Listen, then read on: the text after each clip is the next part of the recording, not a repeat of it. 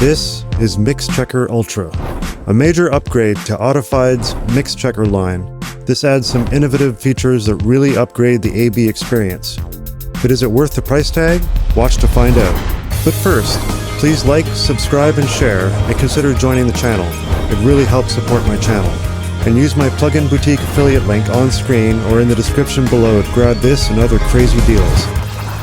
I've had my eyes on MixChecker for a long time, and I think it's a fantastic idea to be able to click a button and check your mix on a TV, popular earbuds, or even the dreaded car. And see if you can still hear the low end or if it's swallowing your mix on bigger systems. What I love about MixChecker right away is how easy it is to understand and to get going. The main action area is this section of buttons, and clicking on these activates or deactivates the speaker simulation. And that's really all you need to know about this plugin. Want to test your mix on a pair of Yamaha NS10s? Just hit the drop-down arrow, and bam, look at all these choices. Simply click on the white cone vintage, and this gives you an idea of how your mix might sound on them. Now that brings up a point I want to get out of the way first. MixChecker merely approximates what these speakers sound like. You're still going to hear these simulations filtered through the frequency response or coloring of your own speakers or headphones. So if you own a pair of NS10s and you hit the NS10 model, it's still going to sound like a thinner speaker. At this price point, I would have liked to have seen some frequency correction for popular listening devices, like you see in apps like Real Phones, Slate VSX, Waves NX, Hornet VHS, and others. By matching and flattening the frequency response of your headphones or speakers, you'll get a more realistic impression of other playback environments. I spoke with the developers and they said they plan on implementing something like this in the future. But honestly, for me, I don't care that much. The whole concept is to give you an idea of what your mix sounds like on a broad range of often inferior speakers, and I'm fine with that. Let's test it out.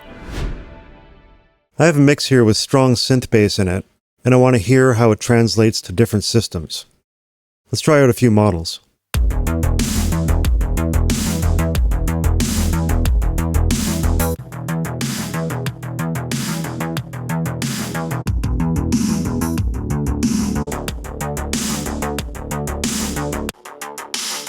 Okay.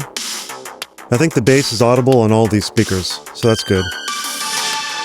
Another great feature is the auto scroll.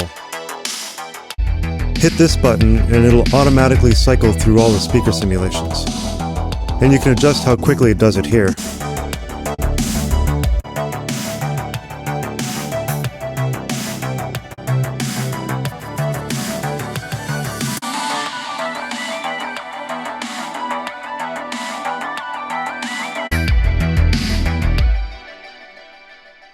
Here's a neat feature. If you really want to test your mix in a literal, real-world scenario, you can add some ambient noise to the background.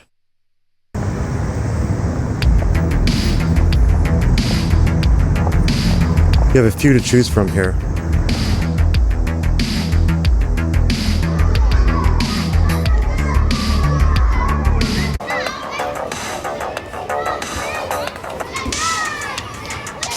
There you go, a phone and a playground. Why not?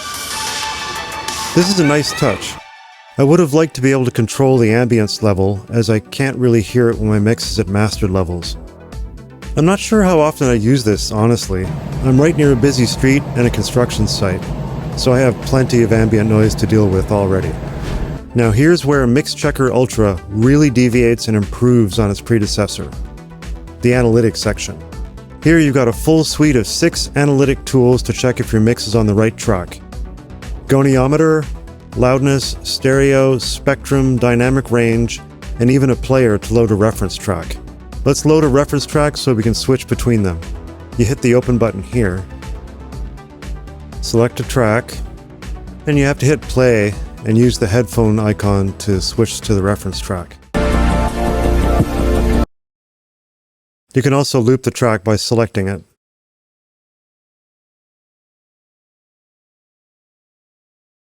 Okay, so here's the first issue. The reference track is really loud, like loudness war loud. Sadly, the player does not have any kind of gain adjustment, which is disappointing. I expected at least basic volume control, if not level matching, like I have in Metric AB, my go-to reference plugin. At any rate, this makes it clear that MixChecker is intended more for a mastered mix, so I'll go ahead and activate Fast Limiter here and get it up to the same loudness as my reference track.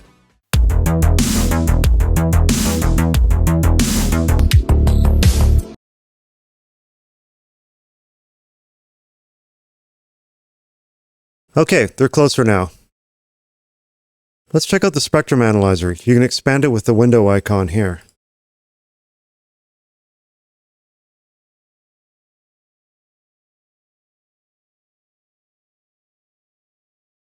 How do I switch back to my reference?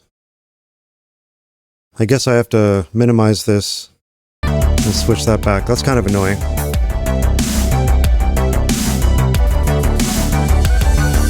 So I can see that my mix has a lot more energy in the highs, actually, especially on the snare hits. Let's test this on different speakers.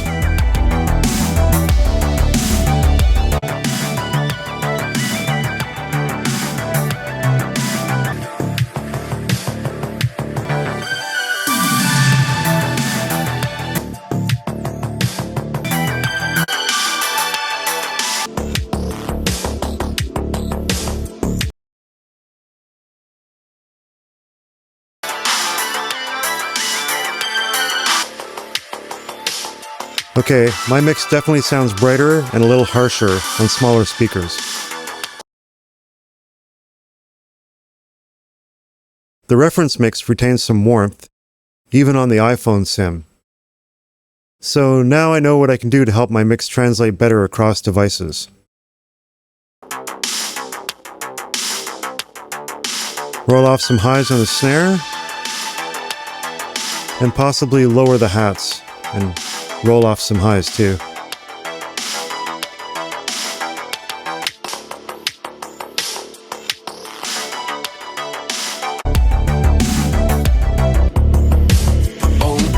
Yeah, sounds warmer now.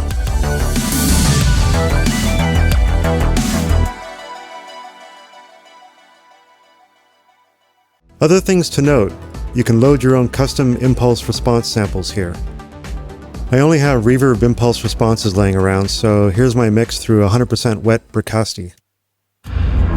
Yeah.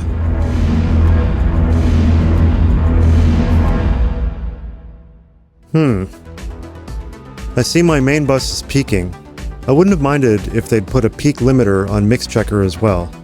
If we're checking CD masters, they're going to be really hot, so I have to make sure I have a true peak limiter engaged after MixChecker. But this is great. You basically get a custom impulse response loader with MixChecker Ultra. It's a good thing to have. You also have some handy mono and left-right monitoring modes here. I love a big mono button, and it's nice to be able to flip phase on the sides or listen to just the left side up the center. Good stuff. So is MixChecker Ultra worth it? I think if you have a healthy budget, it's a very useful plugin. I'll be using it going forward. I found it very useful. However, I can't shake the feeling that the price is just too high for this plugin.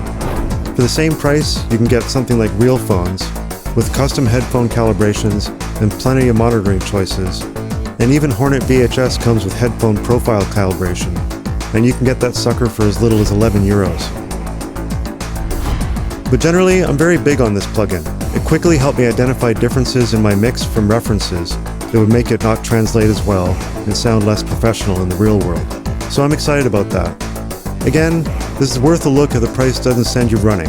I think you can get great results. And it'll be even better if they add frequency response correction in the future.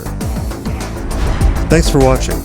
Don't forget to like, subscribe, and comment below, and consider joining the channel. I love hearing from you.